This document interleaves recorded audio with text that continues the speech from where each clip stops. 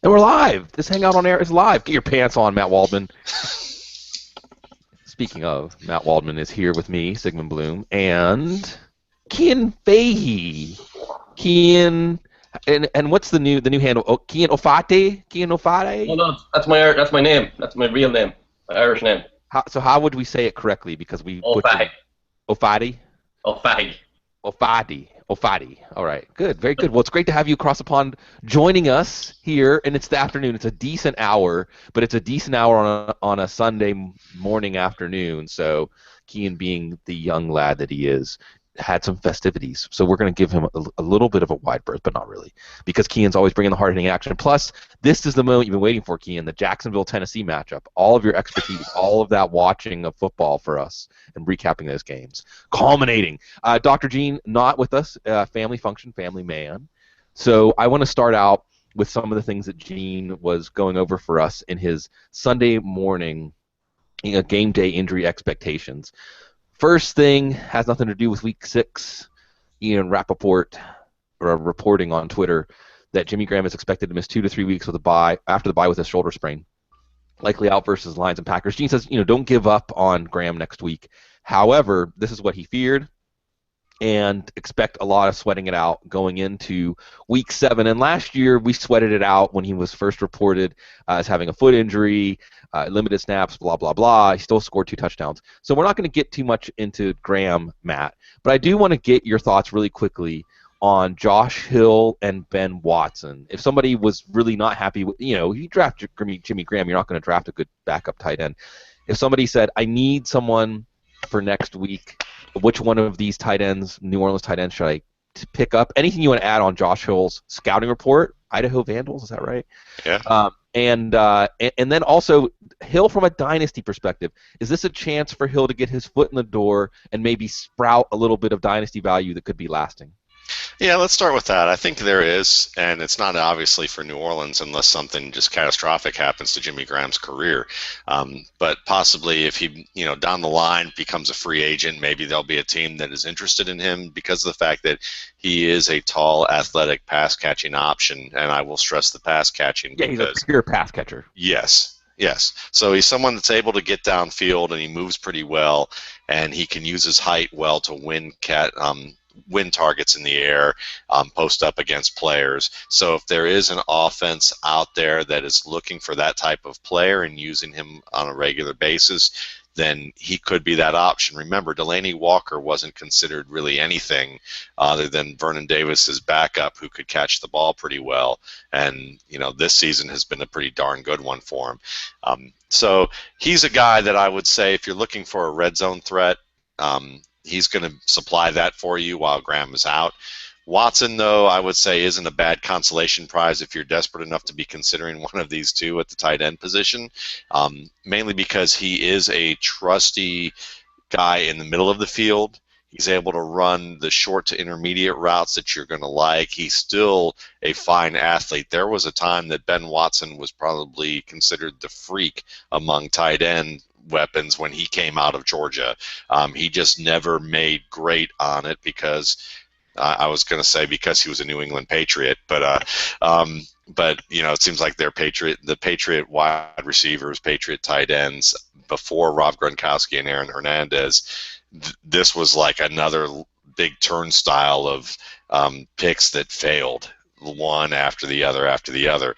But he still had moments in New England where he was actually a very good fantasy tight end, just never put seasons together. So I would say if you're looking for this particular week, next couple of weeks for desperation tight end play, you're probably going to be better off with Hill. But I think that Watson could be a decent consolation prize because they do spread the ball around, and he is a smart veteran route runner, and you're going to see him featured on third downs. Of course, everyone remembering Ben Watson chasing down Champ Bailey, the play where his amazing, as you said, freakish athleticism was on display. What I saw after Graham left the game against the Bucs, Ben Watson was still used on some more bread and butter shorter plays. Josh Hill, as he has been already this season, used more on downfield plays. So maybe Hill is a little bit of a higher ceiling play, and Watson is a higher floor play in PPR leagues, and you might flip that. Although Watson, the point is they're both going to play a role if Graham is out, and we want to stress the if. It's not a sure thing. I want to run down some other things, and we'll get to some previews. Carson Palmer, it's announced that he's going to play. I wouldn't go near this offense, honestly, except for Andre Ellington. Kent Summers, who is a trustworthy beat reporter, and if there was some gamesmanship going on, I wonder if he would have been able to see through it, said that Palmer was lobbing passes. He wanted to emphasize lobbing in Friday's practice. So we'll see. Drew Stanton's also cleared. That's a mess. And I think with this respect, I'll ask you, Kian. I mean, do you have any decisions with Michael Floyd or Larry Fitzgerald? Just if you've been following the situation, would you recommend that this news perk people up and say maybe Floyd or Fitzgerald could have value this year, or are you staying away because he's a long layoff and how he's looked in practice? I've bought into Floyd a little bit more than I have Fitzgerald this year for the most part because I think he's looked a lot better than Fitzgerald. Like after the Chargers game in week 1, there was a lot of talk about why weren't they featuring Fitzgerald, and a lot of it was just Fitzgerald wasn't really that open. He's had good games as well, but Michael Floyd is a guy who seems to be constantly open and someone who can turn even a guy like Drew Stanton into a decent quarterback, well, at least looking like a decent quarterback. Palmer being back isn't a major upgrading for me, if I don't really think, because his arm strength wasn't great beforehand, and if you're adding in nerve issues, you just obviously I'm not Gene, so Gene will give you the better answer there. But I'm scared of the whole situation a lot, but I'd probably play Floyd unless I had a much better option. Yeah, and Gene emphasized on the Thursday night show that it's not just the nerve healing. They did get the nerve to fire, but it's that nerve has not been communicating with the muscle, and and this is where you get the lobbing passes. Is that it's been a layoff. He's been off. Going to some more injury news from Dr. Gene. Again, you're going to get this if you're an Insider Pro subscriber. Sean Moreno, and there was some report that Moreno will get half of the work. I don't know if he'll get totally half the work, and it depends on how comfortable he is with that elbow brace. However, he is going to get at least double-digit touches, I would imagine, against a Packers defense that has not been good stopping the run. Matt, do you have any Moreno or Lamar Miller decisions today? Do you have any advice for folks that have to navigate that duo today? Fortunately, no, but I would say that the advice that I would give is that if you go to your local vet's office and take a look at how they put casts on some of these animals and how awkward they look when they look like they're holding a lance, or or when we were talking on Thursday night about how they might have to adjust the brace to make Marino a little bit more comfortable because he didn't seem comfortable. I just imagine Marino running out on the field in the National Lampoon's Miami Dolphins version, and he's like this, and he's like, "Yep, I'm ready to play. I'm locked in and ready to go." Thinking, yeah, we're gonna have, he's gonna be. If you're trying to immobilize a part of your body that needs to be able to move and move around because you're worried it's going to get bent out of place, and you're playing a position where your whole job is to be bent out of place, it doesn't, just common sense tells me you wait a week and see how this goes. I would just kind of stand back and say, it's like one of your friends when they get inebriated at a wedding and they can't dance. You just want to kind of step back and take a few steps and watch the whole thing from afar and enjoy it there. But if you're invested in something, it could be a little scary. I would rather go with Miller this week and make Marino prove that he's going to be able to handle it, and then at that point, then you're going to start seeing more of a true split. And Matt, you just made a picture in my head. Some five-ish or some of our Photoshop wizards out there can I'm sure whip this up immediately.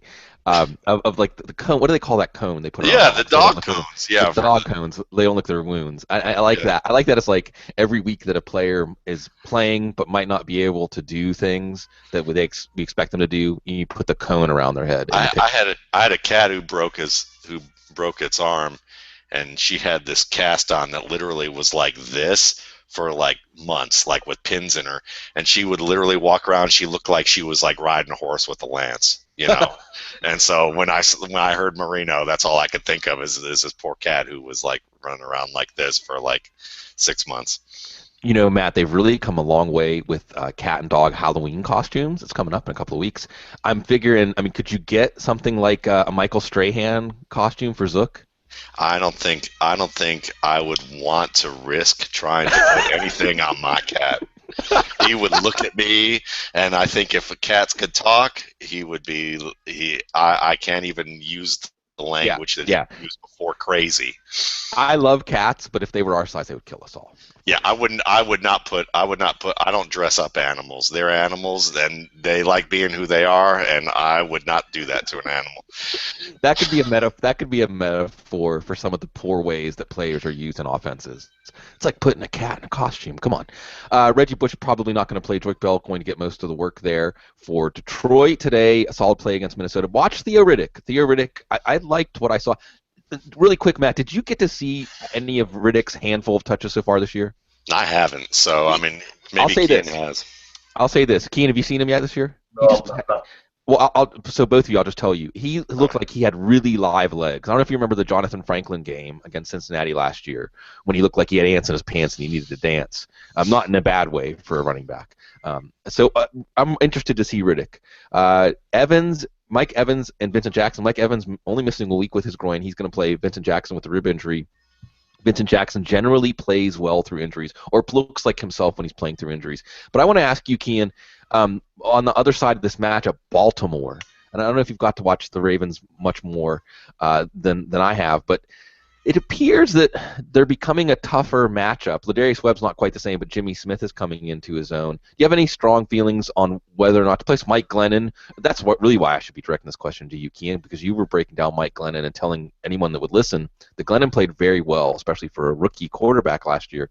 So between Glennon and the Baltimore matchup and Evans and Jackson coming into this banged up, do you have any sort of clarity on whether these guys are good plays today or whether you stay away? I think I'd be a little bit scared of the Buccaneers offense in general, and the biggest issue I have really is how they're going to be overmatched on the offensive line up front, because the Saints don't really have a great front, and the Saints were okay against them last week. They weren't great, but they were able to stop Martin a lot early on. Glennon made a lot of plays, but a lot of those plays were kind of not really within the design of the offense. There were a lot of breaking down and just finding receivers down the field.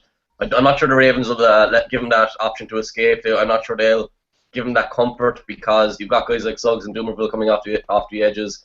They have a talented linebacking core that should be able to comfortably handle the run and let their secondary focus on the receivers. And if the receivers aren't fully healthy, you'd expect the secondary, even though it's a little bit underwhelming as a whole, you'd expect them to be able to contain Jackson and Evans and Safarian Jenkins if he's involved a lot. But I'm not really optimistic for the Buccaneers offense as a whole here. I actually noted last week that I thought Doug Martin continues to play quite well, but the yards just aren't coming. And I think it's largely just the situation, and the offensive line is just so far away from where it needs to be. And I think you're right to zero in on Baltimore. It's not a great matchup. I think people need to remember, too, that we all just got to watch another fresh Andrew Luck classic on Thursday night. And they held Luck to one touchdown pass, held him to 312 yards, but on 49 pass attempts, and only the one pass touchdown, they won that game, and one rushing touchdown. The point is, Andrew Luck, who generally looks like he can do whatever he wants to do, could not do whatever he wanted to do against the Ravens. Hilton came a lot late in that game. Hilton and Wayne each got 12 targets. Hilton had 9 for 90, and Wayne had 7 for 77. The point is that the vertical passing game wasn't there. The big plays weren't there. We'll see. And Safarian Jenkins is an interesting play, although what I saw from Safarian Jenkins, and last week the Ravens did give up 5 catches for 89 yards and a touchdown to Fleener and Allen. What I saw from Safarian Jenkins is they are using him downfield. He is getting targets 10 yards and greater downfield.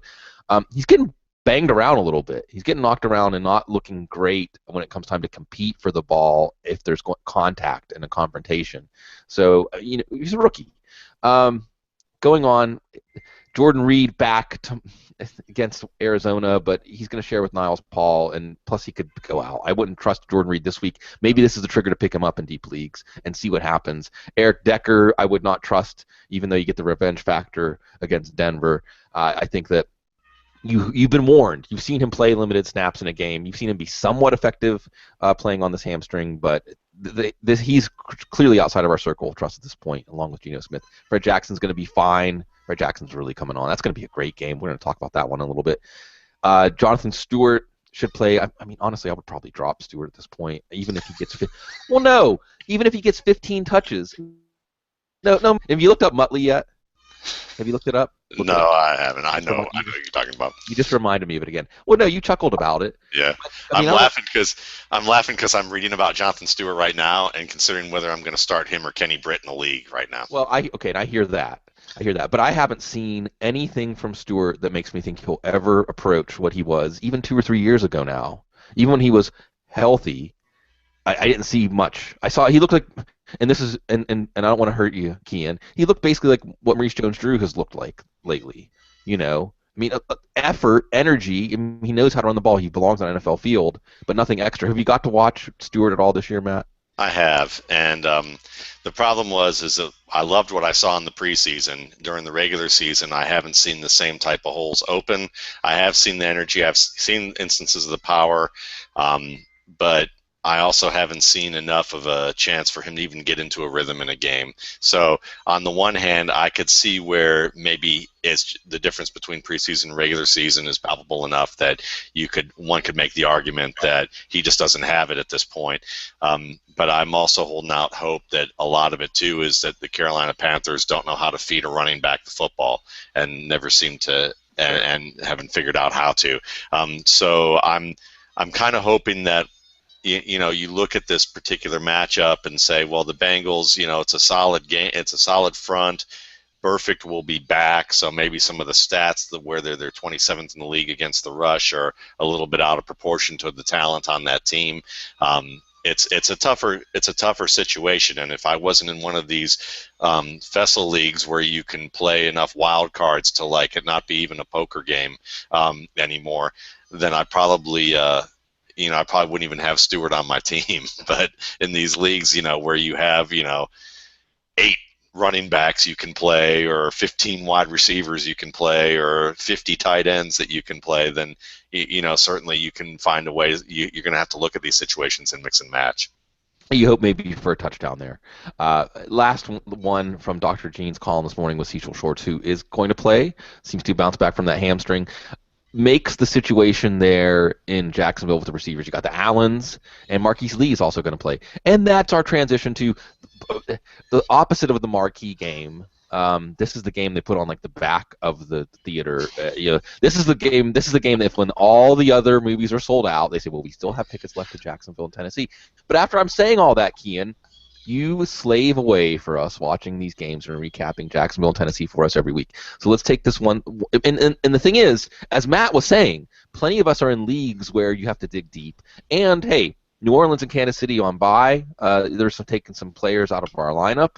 And the reality is that I think that we're all poking around the game to see, is there something there? Let's start on the Tennessee side because, Kian, they're playing Jacksonville's defense. First, can you answer, is Jacksonville's defense as bad as their stats look? And if the answer is yes, or depending on what the answer is, how does that then reflect on Wright and Hunter as plays today? We know Delaney Walker's good. We don't have to address that.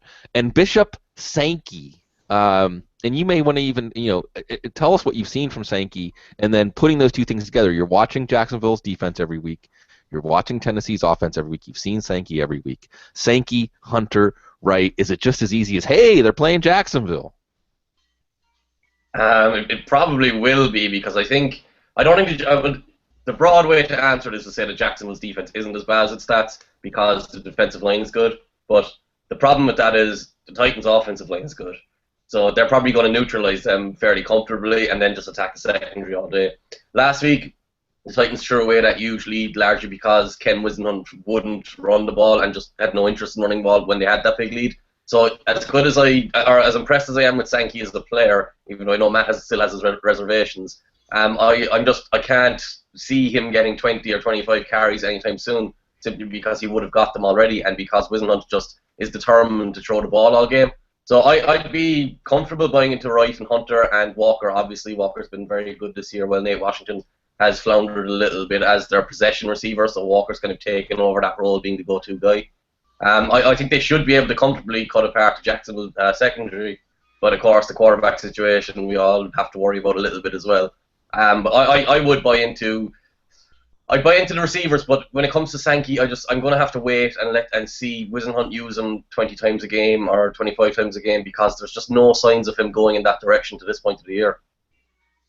And you were getting, I like the way that you very clearly articulated your reservations. It's Wisenhunt. It's the assumption of rational coaching. And when we already have evidence, when we already have data points that show us a coach's irrational tendencies, then why are you betting for that irrational tendency to reverse? And you do bring up a good point, Kian, that it cost him a game last week. But how many times have we seen coaches carry these irrational fears and otherwise attachments to game plans and against playing rookies and so on and so forth, even after the universe is trying to tell them? Matt, you already have reservations about Sankey. Do you have any reservations about Hunter and Wright? And do you want to back off the reservations of Sankey? Because I think the last time we talked about Sankey, Sean Green was still slated to play. Does Green being out make it so that even Wisdenhunt's irrational approach is overridden by Sankey's opportunity? Yeah, I would say it's overridden somewhat, mainly because when you look at this type of plays that I saw, at least from that game, again, Sean Green still shows the savvy to be able to find certain types of tighter creases and at least get a minimal number of yards. And I think that Wisenhunt seems to trust that a little bit more than he does with his rookie. Whether that's rational or not, it seems to me that when I see the good Sankey runs, they are pretty wide holes. They are University of Washington wide holes that he's been able to make some of these plays on. So what you want to see is a more consistent approach for him to be able to exploit some of the more NFL-sized creases that are tougher. And while that's something that's going to happen with him being on the field to see it. So it's one of those kind of catch-22 situations when it comes to analyzing his game. But you're not going to see, and you're going to see a real issue if suddenly we see that Dexter McCluster is getting those Sean Green carries. If that happens, or Jackie Battle. And if that happens, that should tell you, I honestly think that should tell you one of two things. And it's, most fans are going to say Ken Wisenhunt is off his rocker and that he needs to be fired or that he doesn't understand football, or that simply that there are some things that Bishop Sankey needs to continue to work on, and he doesn't trust Bishop Sankey, and he knows better than the rest of us. Now, I'm not sure if that's the right answer, but I do know that when I look at Sankey right now, he's in a reasonable flex start. I think that he has more upside because he has enough athleticism that if he can break through to the second or third level, he can make a big play for you. And that's the type of thing that Sean Green doesn't have, and it gives you a puncher's chance of running back one production. But at the same time, as good as offensive line has been, Michael Ruse is out for the year. You're going to see some changes there.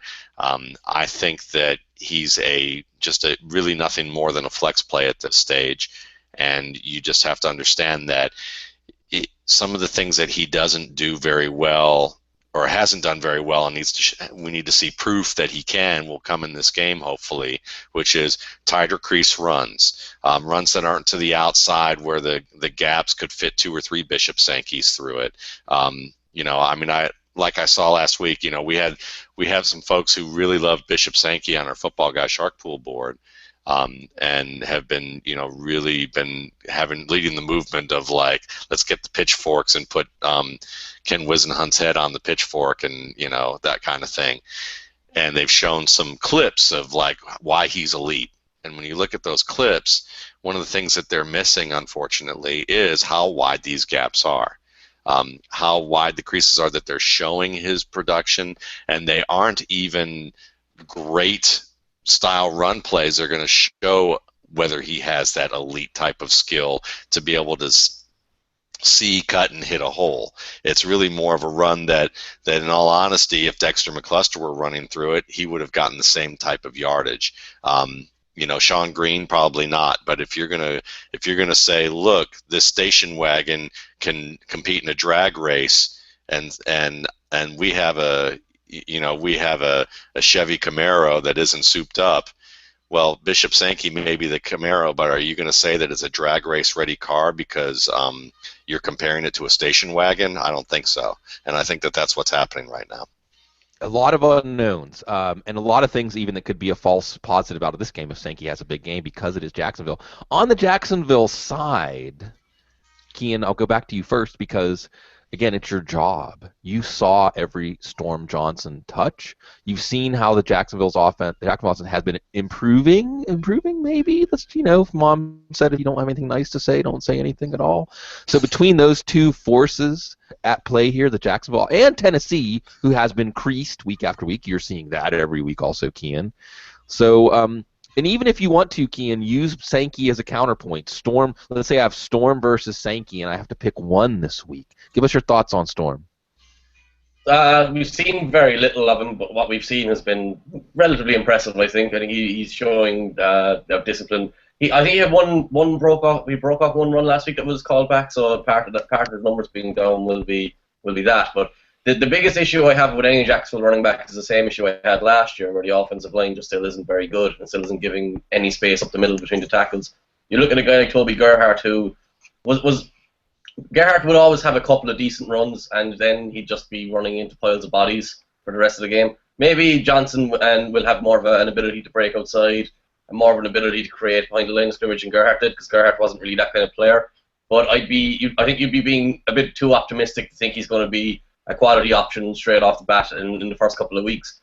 The big problem for me buying into Storm Johnson is not actually him or Gerhart. It's actually Denard Robinson, who's looked very good from my point of view, and Bradley, or I can't remember the offensive coordinator, Jed Fish said last week that they want to go with two running backs.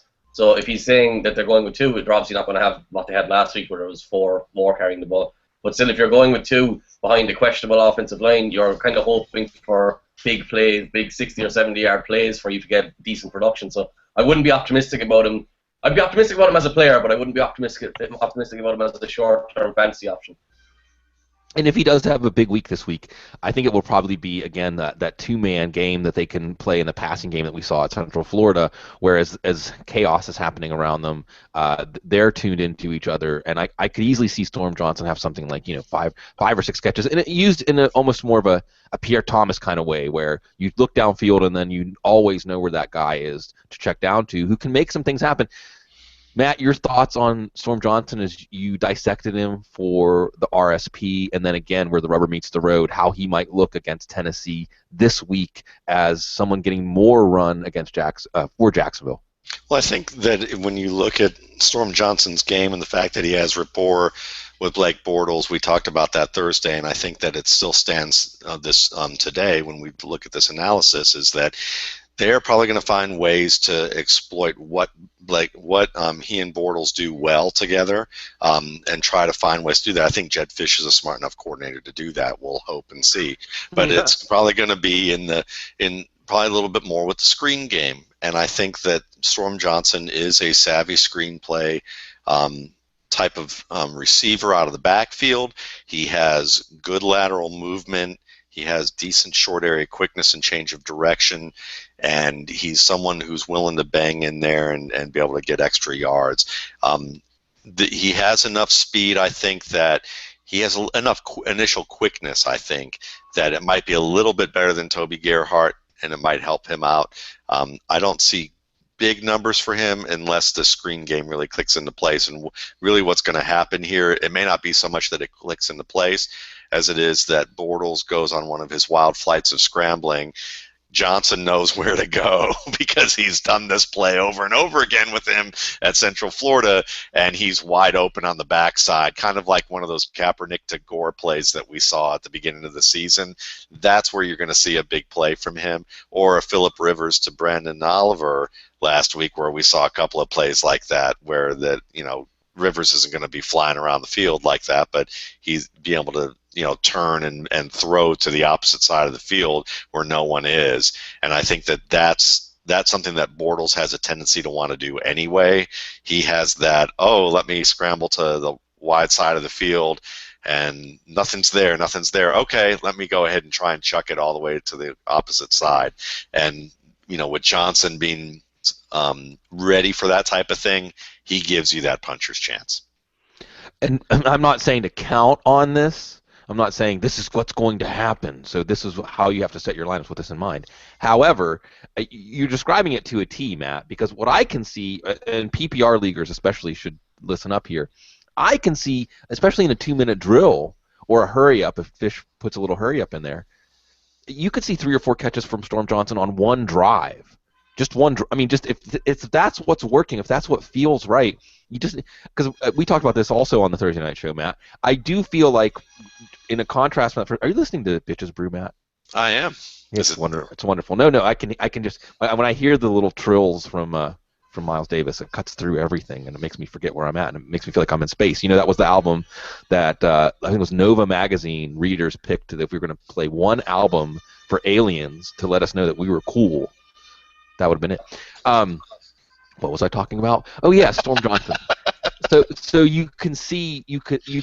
I do think that Jed Fish is giving Blake Bortles a wider berth, as you alluded to, Matt. What works? Let what works kind of naturally assert itself, and I do think that is going to be what works. So I'm going to be watching this one closely. Lots of great showdowns today. Let's talk some showdowns. Let's talk Buffalo against New England, Matt. And I want to talk specifically about the Buffalo side, because what we saw last week was, at first, rough, but eventually Kyle Orton reviving this offense. The moving parts being more synchronized, just crisper execution in general. You saw Sammy Watkins getting open a lot more downfield. You saw Marquise Goodwin reeling in a deep ball. You did see Kyle Orton, even though he's wavered on his commitment to football, he took a backup job with the Cowboys instead of a potential starting job with Kansas City and so on. Last year, we didn't see a ton of nerve when he was trying to get the Cowboys to the playoffs against Philadelphia. But we did see that against a very tough Detroit defense last week, Matt. Against New England this week. And in general, Buffalo's got to be up. This is a chance for them to a shot across the bow, really, to the Patriots, who have looked wobbly at times this year. Do you expect Buffalo, and we're talking Fred Jackson, C.J. Spiller, Sammy Watkins, and Kyle Orton in general, not so much as fantasy options, but there's fantasy takes downstream from this. Just, do you expect Buffalo to have success and make this kind of a counter-punch game in a game that should define how they see themselves going forward? So from a non-fantasy perspective, you're saying? And then what spins off of that? Yeah, just what you can see from Buffalo's offense against New England. Yeah, so we'll start with the fantasy perspective, which is basically that, I do think that you're going to see a lot more rapport being built week by week with Orton and Sammy Watkins, and Watkins becomes that wide receiver 3, maybe even a wide receiver 2 in fantasy. From a fantasy standpoint, because you're going to see a lot more execution that's going to be good on timing routes. And I also think that they're not going to just use him in a one-dimensional way, and because of the fact that Orton will not just say, Orton's not that one-dimensional thinking quarterback, and I think that Manuel kind of evolved into that, or never really got out of that as a rookie moving into his second year.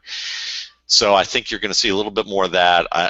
Also, Orton is going to be able to find guys like Marquise Goodwin and let him do what he does best, which is run in a straight line really fast. So you're going to be able to, he's going to execute those in timely fashion. I think a little bit more from Robert Woods and from Chandler will definitely be in order here, and it's not going to be strictly I'm going to throw a crossing route or a deep route to Sammy Watkins. I'm going to occasionally throw a deep post off play action to Marquise Goodwin, and then I'm going to throw lots of screen passes to C.J. Spiller and Fred Jackson. I think that's a lot of what we saw with E.J. Manuel at the beginning of the year. You're going to see it mixed up a lot more, and that's going to be helpful. So I would definitely count on Watkins right now. I think Chandler is a low-end kind of bye-week option if you need him in a PPR league.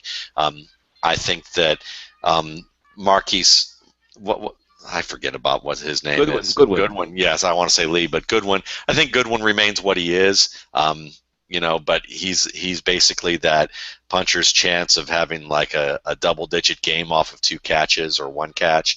And then really Woods is the guy to watch. Woods is the guy that I think if if they can get him going and there's some rapport between the two, we could see Woods grow into that PPR wide receiver 3 within the next 3 to 4 games. He's a guy to monitor. So that's what I think there. From a game standpoint, I think that this is kind of, I was watching, you'll like this, Bloom, and for some of the folks who are our age, you'll like this, is I was watching the old Larry Holmes, Ernie Shavers fights on YouTube. And Ernie Shavers, if you don't know who he is, Ernie Shavers was a heavyweight boxer who was known for having the hardest punch in the heavyweight division during a time when the heavyweight division was in its golden age. Ali said basically it was the hardest punch he ever took was from Ernie Shavers, even harder than George Foreman. And there were fighters that refused to fight Ernie Shavers because he hit so hard. So, but Larry Holmes had a chin. He was a great world champion, and I think, and he's the type of guy that, he took some hard punches from Shaver, and Shavers was able to, last the round and be able to get up and win the fight. I think that's kind of what this is going to turn into. New England has been a little wobbly, but Shavers didn't have much of a chin. He had a great punch, and I think that Buffalo is kind of like that. They don't have much of a chin right now because this team is still young, it's developing, and you have a new quarterback, which means that, again, you're going to have to figure out what works and doesn't work when you're down in situations in football, where in a football game where you're down by 14 or down by 21, or you have your momentum broken at a certain point in the fourth quarter. And I think New England, even though they've been trying to figure all this out, they've had a little bit more time to kind of get their rapport together and figure out what hasn't worked, and now they're figuring out what is working. Whereas I think Buffalo is going through that feeling out process once again, because of the fact that they've had to add Orton to the mix. So, Kean, I want you to chime in on how New England's offense matches up. How Buffalo's offense is developing, how they match up against New England. Anything you want to say on that? But I then want you to move on to the flip side of here, because even though Mike Pettin is in Cleveland now, Buffalo's defense has not missed a beat. Kiko Alonso's on IR. Buffalo's defense has not missed a beat. I ran down some stats on my Twitter and I think on Thursday night too, about 3.0 yards per carry. I think they're leading league in sacks. They're third in the league in interceptions with 6 interceptions, and so on and so forth. They've been a very tough defense to play against, period, against the run or pass. Tom Brady, again, hey, everything's coming up Brady after last week, but what about this week? What does your crystal ball, do they, I know that there's some good, I'm going to embarrass myself. Ireland is where they make the really awesome Waterford crystal, right? Am I wrong? Yeah, you got that one right. Yes! Now what about New England Buffalo? Well, Matt covered most of it when it comes to Orton, but the one thing I'm interested in watching this week is CJ Spiller, because the New England run defense seems to struggle a lot with quicker guys who you can use in misdirection situations. And we saw that again in Kansas City. And you're kind of thinking, like with Spiller, he's been inconsistent, he's been poor a bit pretty much to this point. You're kind of thinking, if you're ever going to break out, this should be the week that you do it. So I'm going to watch him closely this week and see what he actually does. Maybe he'll have a big game. I'll be more optimistic moving forward. If he doesn't, I'd probably be losing that optimism pretty quickly. On the other side of the ball, I thought last week told us a lot more about the Bengals defense than it did the Patriots offense. Like the Patriots ran for over 200 yards with ease. There was no resilience there against them, and the defensive line against the offensive line was the big key there. But for the defensive line in Cincinnati is nothing like the defensive line in Buffalo, because that's the strength of their defense, and it remains the strength of their defense from the start of last season, and it remained the strength of their defense even without Kyle Williams last week. So I'm a bit skeptical about how well New England match up to this defense. I know they'll be able to spread them out and attack the linebackers a bit without Alonso there, because they don't really have great coverage linebackers, but I think they have enough to get by behind that defensive line. Just on the whole, for the Buffalo defense in general, I don't think they've dropped off, and I thought they kind of would when Patine left, because I thought Patine had a massive influence on them. But they don't seem to. Maybe we should give Schwartz credit for, because he was quite a good defensive coordinator in the past, but maybe our perception of him has gone a little bit because of his poor time as a head coach. But maybe he is even making them a little bit better, even maybe considering they're missing key players, But in general, I'm very optimistic about Buffalo this week, and I think they might actually beat the Patriots and prove Matt's doubts a little bit wrong about them coming together. So Ernie Shavers landing that knockout punch. No, and I think that Buffalo what I hope, I have a soft spot for Buffalo. I think Buffalo and Pittsburgh are like sister cities and sister fan bases. That they are, it's a team that we're still underestimating, especially now with Orton regulating the offense. But Matt, I want to go back to you on the New England offense tip really quickly. Folks that ran out and picked up Tim Wright, we had a flurry of Wright hype when Logan Mankins trade went down, and then as expected, and you don't just step right into New England's offense and play really. But he stepped right in against Cincinnati and played well. Folks who did the knee-jerk reaction, and knee-jerk reactions, I don't want to say that as disparagingly. Knee-jerk reactions can often be the smartest reactions in hindsight in fantasy football. If you did the knee-jerk reaction, you're like, I remember hearing about Wright, 2 tight end offense, blah-de-da-de-da-da. Is this going to look smart in hindsight? Or specifically for today, you're covering Jimmy Graham this week, maybe more than this week. You're covering Travis Kelce. Tim Wright was out there on the waiver wire. Could this hit? You're on mute. Whoops. There you go, Gene. So the the certainly I think it can hit, and I think that you look at the fact that this wide receiver core has not been able to consistent. They haven't been able to find a consistent go-to guy in this wide receiving core outside of Julian Edelman.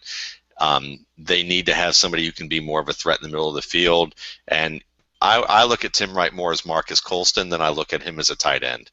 And I think that that's kind of more of the role with him that they're going to use in New England is kind of a big slot receiver that they can split outside or put close to the line of scrimmage but not actually on it. So I would certainly look at it because I mean I know that this is some folks who may not like it, but I think they cut one of their best receivers, 2 weeks ago, and that's going to come back to bite them in ways that it usually does when it comes to their choices with skill players. So I look at this, and Brandon LaFell isn't special, and he certainly has made some plays, but he's not going to do much more for you, and the rest of this team really is kind of floundering when it comes to the wide receiver position. Wright can find the open zones. He's got reliable hands.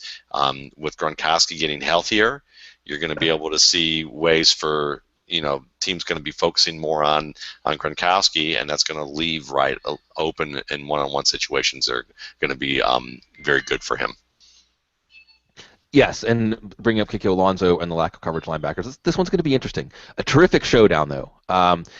The AFC East is hanging in the balance. Well, okay, not the Jets. Sorry, Chase. And by the way, there's stuff flying around this morning about, well, Idzik might not be safe, but Rex Ryan is safe. And how many years are we going to go through this rigmarole with the Jets? It was fantastic. Can you believe this Jets team was once a few plays from going to the Super Bowl 2 years in a row?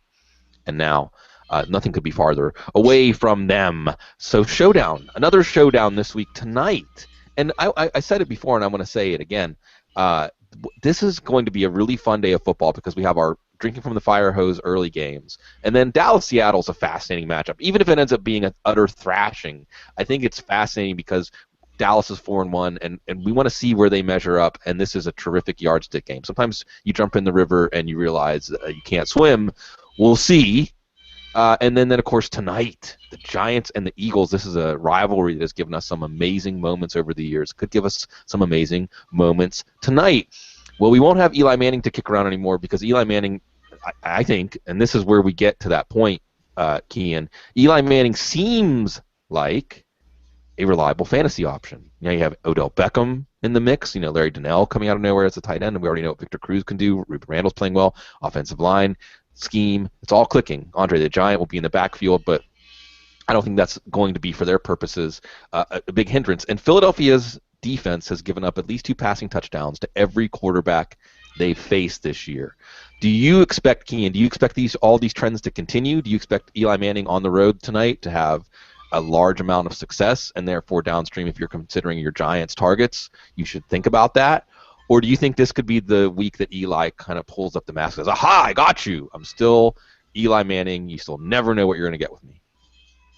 Well, last year I was very much on the this isn't Eli's fault when he was throwing all those interceptions and Giants were struggling on offense, and I very much thought it was a supporting cast. And so this year now the supporting cast has obviously been better, and I do think he has the consistency in his game to continue to get the most out of that.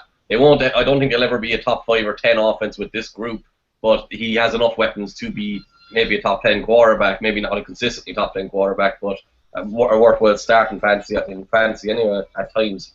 But I caused a bit of a ruckus this week, all right, when I said the Eagles' defense was one of the worst in the league, and I kind of stand by that because their secondary doesn't look for the ball. The pass rush isn't really there. The linebackers aren't covering well without Kendricks, and they've made a lot of bad quarterbacks look good, give up easy yards, and I think you can't really be in this league, or you can't really fix something like that during the season. It's not really something they're going to be able to adjust. They just simply don't have the talent because they weren't good last year either in the secondary, and they haven't really changed a huge amount. Malcolm Jenkins has been good, but not great. He's overachieved compared to what he was before, but I think that says more about the people or the players he replaced in their secondary from last season. I just think it's going to continue. The Eagles' defense is definitely going to continue to be poor, I think, and Eli will be.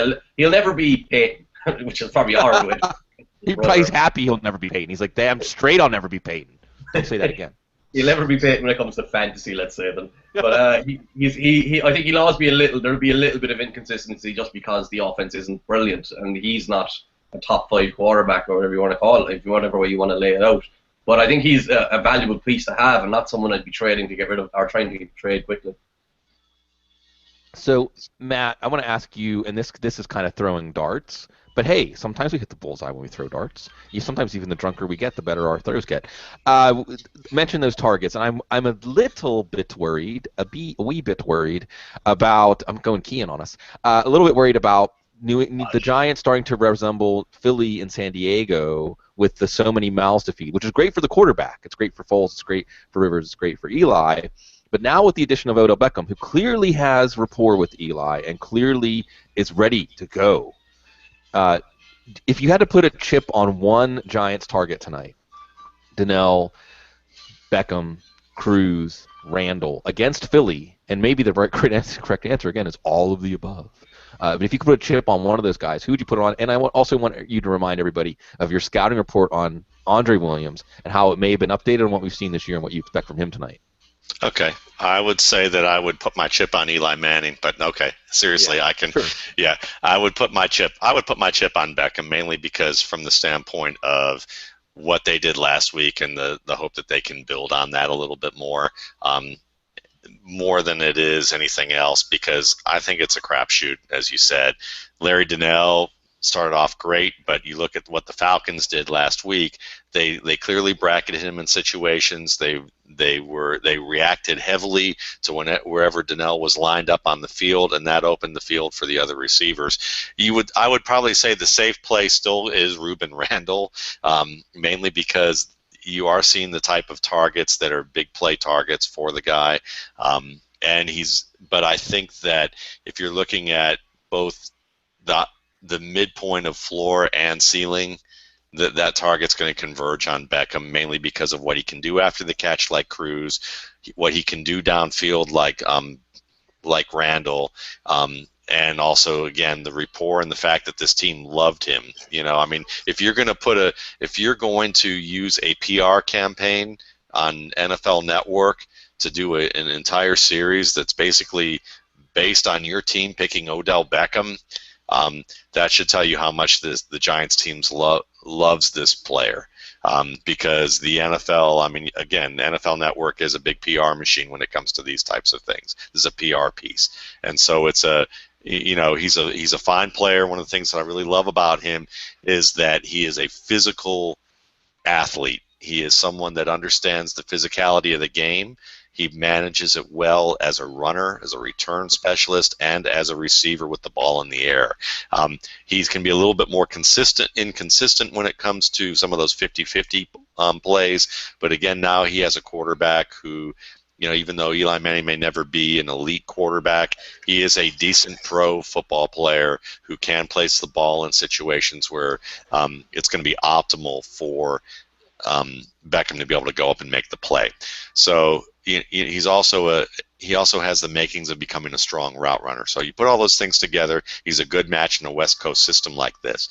Andre Williams to me, what you're seeing is he's a big bully.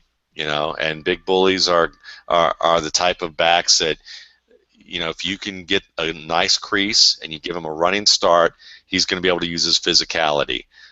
What I saw in the game hasn't changed much. I think that really, you're going to see more excitement from this is one of the pet peeves I have, is when I watch broadcasts and I listen to the broadcasters and they go, "Oh, Andre Williams just trucked that guy," or "Look at him just finish running over that guy."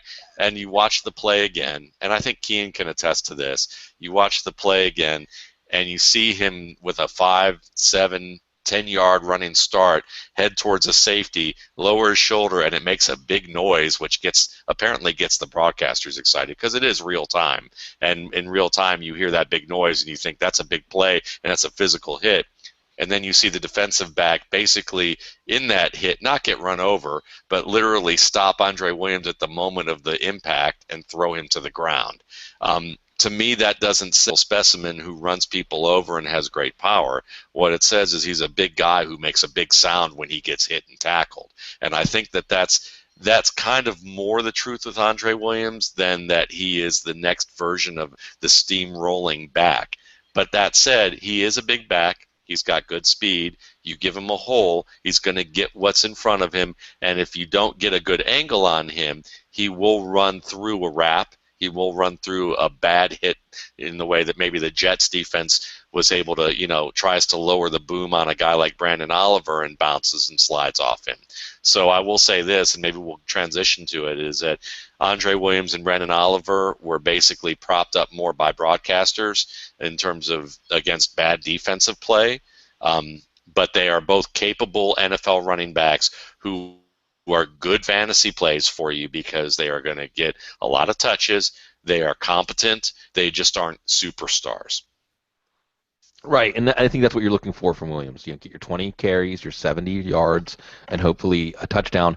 And going back to the Beckham thing really quick, I do think you're right, Matt, to point out the affinity between the Giants organization and Beckham. And we see some evidence of that, Eli and Beckham working off the field in the build-up to his return last week. We see it in Beckham having a pretty sizable role for his first week back, considering he barely played in the offseason or preseason with his team at all, and they were installing a new offense. Speaking of the new offense, this is your signature player, right? I mean, this is you're installing a new offense. You have the number 12 overall pick.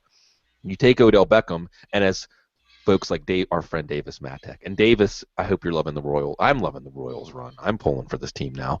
The point is this, that he's not the typical receiver that goes in the top 12, but you saw them target him as a signature player for this offense. So go ahead. Were you going to say something on that? They are all in on Beckham. Yeah.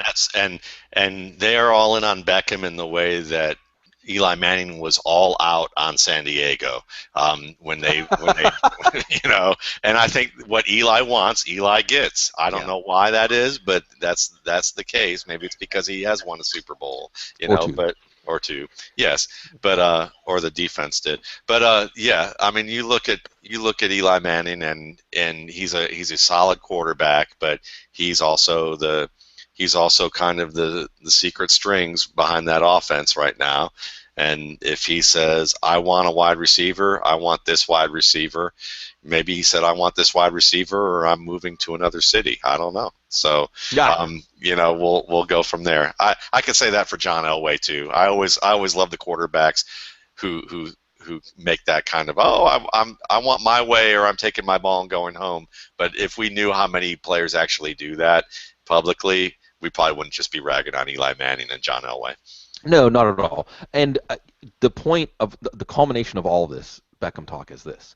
We don't really know his true ceiling yet. We don't know how big his role, and I bring up formal worries. A formal objection is with all of these mouths to feed, but all of these forces that we're talking about. And the other thing about fantasy football that we forget is good results beget more good results. And Beckham went out in his first game and made some excellent results. And we'll see. Preston Parker is not long for 3 wide sets, and Odell Beckham could easily be the number 1 fantasy option in the Giants passing game, both in NFL and fantasy terms. We may see that come to pass very quickly. Very quickly. got to chime in here. I don't know what to do. I will not predict John Fox's personnel choices anymore. I'm done with that. I've sworn it off. So with that in mind, Kian, if someone could pick up one Broncos back this week, and let's not limit it. You're just talking about, hey, I want someone at the end of my bench who might hit Hillman, Anderson, Juwan Thompson, who Cecil's reporting this morning that Juwan Thompson may have a larger role than originally envisioned. We know Peyton Manning loves his backs who can pass pro. So we've got Hilton. We've got Hillman, Anderson, Juwan Thompson, or let's just throw out there, if somebody like Storm Johnson is out there, or someone like Bishop Sankey is out there, because you've seen these guys play a lot this year, or you've seen them as much as anybody has, Kian, as a counterpoint, where the answer is really none of the above. Look elsewhere. These are not the droids you're looking for. Do you have any sort of Hail Mary to throw for us at the Denver running back position, Kian? I was about to take that none of the above option, but you just took that off the table for me. I think I like C.J. Anderson the most as a player, and I don't know if the Broncos do, because I know he was inactive last week. I know it was about not being able to contribute on special teams, but it's still kind of worrisome that he was the inactive choice. I would avoid it at all costs. Like, I agree with you, but Anderson is, when it comes to these type of situations, I'm always going to buy into the guy who I think is more talented. I think I say that all the time, on every time I come on this show, but it's worth repeating. And I think Anderson is the guy who's most talented in Denver. I like Hillman. He's all right. I don't think he's anything spectacular. I don't think he's going to turn into any kind of breakout star. But I think people will probably try and sell you on his more athletic traits, I suppose. But I think Anderson is kind of more well-rounded player, and the guy that Peyton's not going to be shouting and roaring at all game. And that's like we said with Eli, that's kind of a big deal in Denver. It is. Matt, I want you to add anything you want to on, going ahead and maybe taking a chance on a Denver back, or just passing on the whole thing for any number of reasons. But briefly, I suppose, Matt, we've said it so often that we refer to it in a shorthand way, and folks who might be just getting on the Audible train in the last month or two might be saying, what are they talking about? Because we keep saying that C.J. Anderson's the best talent or the most well-rounded talent. But unpack that a little bit. Tell people what you saw from C.J. Anderson pre-draft and we've seen from him. Why is it that we keep saying Anderson's the best suited to be the feature back? Is there good evidence for that?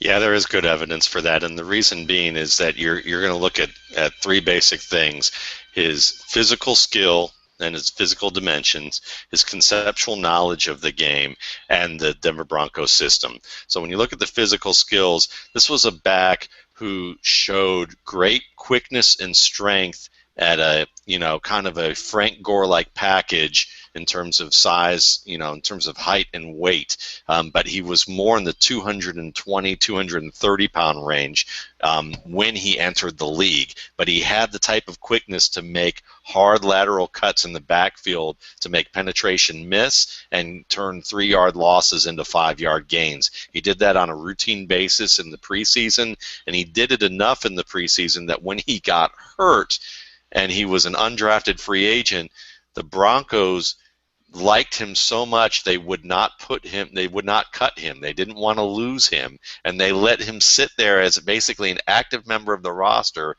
for weeks heading into the first part of the season as a rookie. This is unheard of for an undrafted free agent because they saw the same things. When he got on the field during the season, you didn't get to see a lot of it, but even in some of those games against New England, I saw some plays where while he didn't have big gains out of it, he was able to prevent some big losses. He saw some of the same quickness. He's a good receiver out of the backfield. He's someone that understands really how to keep the play inside, even though he has enough burst to get outside. And when he gets to the second level, he is difficult to tackle. This was all last year. Then this year, you fast forward to training camp, and he had lost weight because they felt like he looked a little fat. So he ended up actually getting down to about 215 pounds, which I think was more than what the Broncos expected him to lose. But he was, now he's even quicker.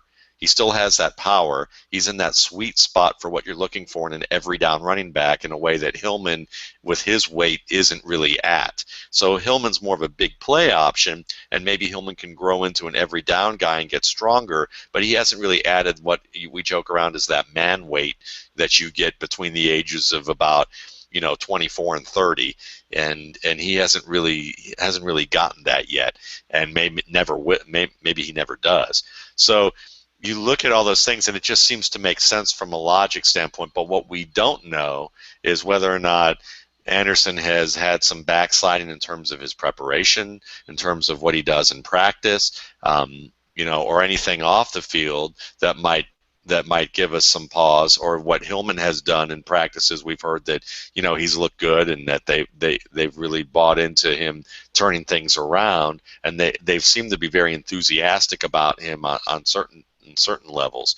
But the same thing is if I'm looking purely on talent, the best set of skills for this Denver offense, which is more of a multiple tight end rushing attack, where you want a guy to bang it in there between the tackles and get what you need for, where he's not going to try and make big plays, and keep the offense in good down and distance situations where Peyton Manning can use his full palette of play calling skills. And he's not limited on, second and long or third and long because of a mistake that's made by trying to bounce something outside, or not reliable on ball security.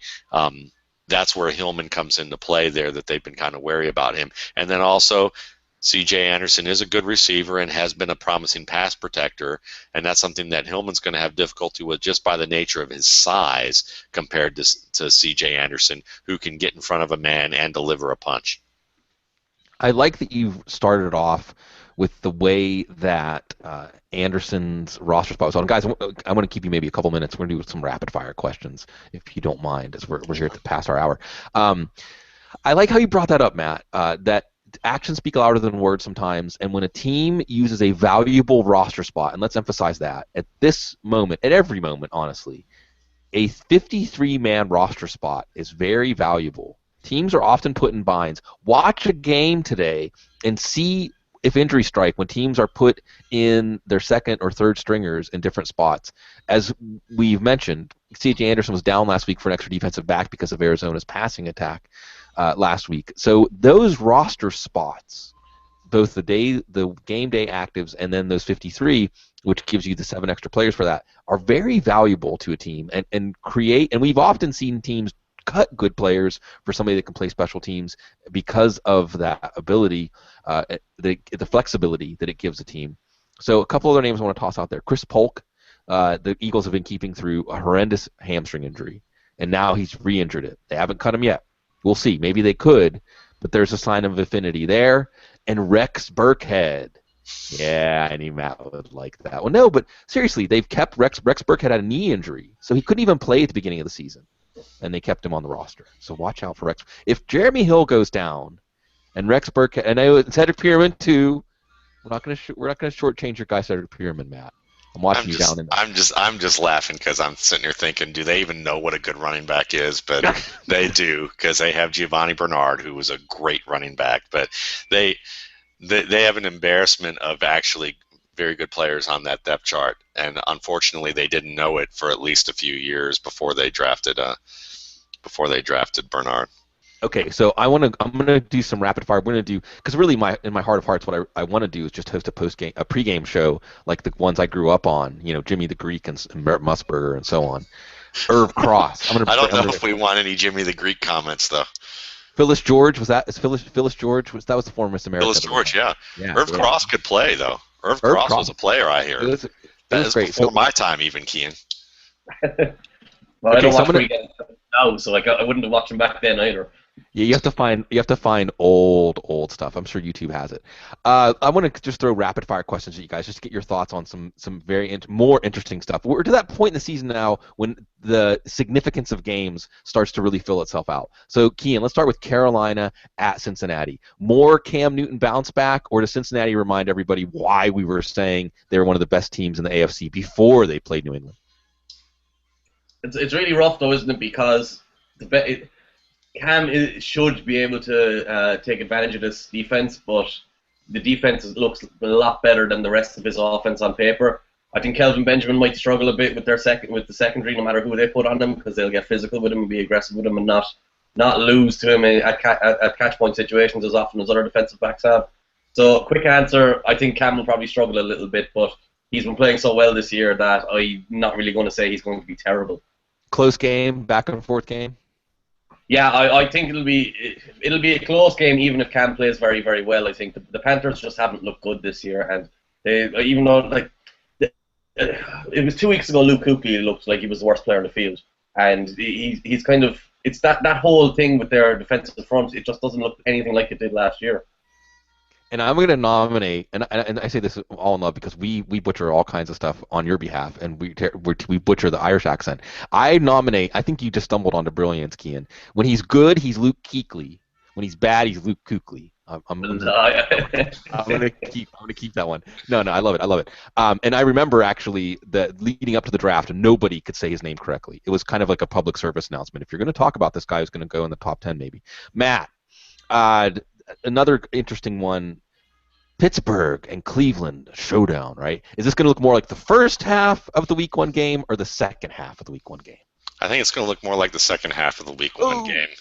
I can't help it. I mean, and you knew it was coming that way. So, I mean, I think the reason being is that Hoyer has an understanding of who his receivers are this week, as opposed to who he had when they had the opener.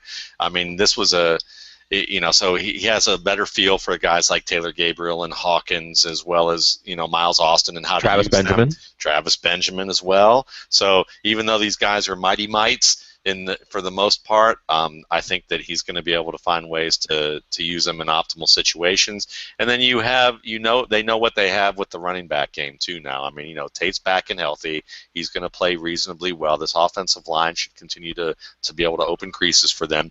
And you still have Crowell and West and know that they can do well. So this is a team that, from a play calling standpoint, is going to have a lot more confidence. Because remember, that's part of the game that we don't always think about, is that you have these guys that you bring in like West and Crowell behind, and Gabriel and Benjamin, and you don't really know what you have as a play caller.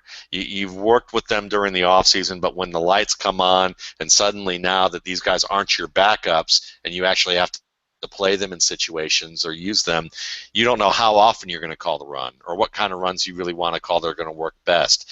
Now this team has been able to go through enough games that they know what works well. They know the range that they can go to, and they're not going to feel constricted about what they can and can't do. It's like going into the boss's office, and people do this all the time, especially, early on in their careers. They're afraid of the power. The lights are on. They don't know what they can or can't say or how to act and shouldn't act, and they end up not really, being the full type of employee that they should be. It's the same type of thing when the lights come on in a stadium and you're playing out on the field. And I think offensive coordinators are often the ones who are most guilty of that. So you're going to see a little bit more of an expansion of what they do compared to what they did in the first week, and this should be a close game. Kian, does Teddy Bridgewater pen another triumphant chapter in this early part of the book of his career, or does Detroit say, "Rookie, we're not Atlanta. Time to learn"? Well, he keeps overachieving for my expectations of him, so I'm going to adjust my expectations and have him higher this year, so he'll probably let me down. But I think they will win. I think they will beat Detroit simply because I think they match up quite well, especially without Calvin there, because I think the understated aspect of the Vikings team, when they get decent offensive play, decent offensive play, the defense on the other side seems to react to it and plays better. I know they were blown out against the Packers the last time, but as we've seen with the Buccaneers, those can be freak results. And when you go into a game with Christian Ponder turning the ball over left, right, and center, it's just there's nothing they could really do to prevent it. I think they will win, and I think that will probably be seen as a bit of a surprise. But they're at home. The Lions are without Calvin Johnson, so I don't think it should be that big of a surprise. Right, they're a different team. Okay, and we're going to wind up here and go on our merry way and enjoy Week 6.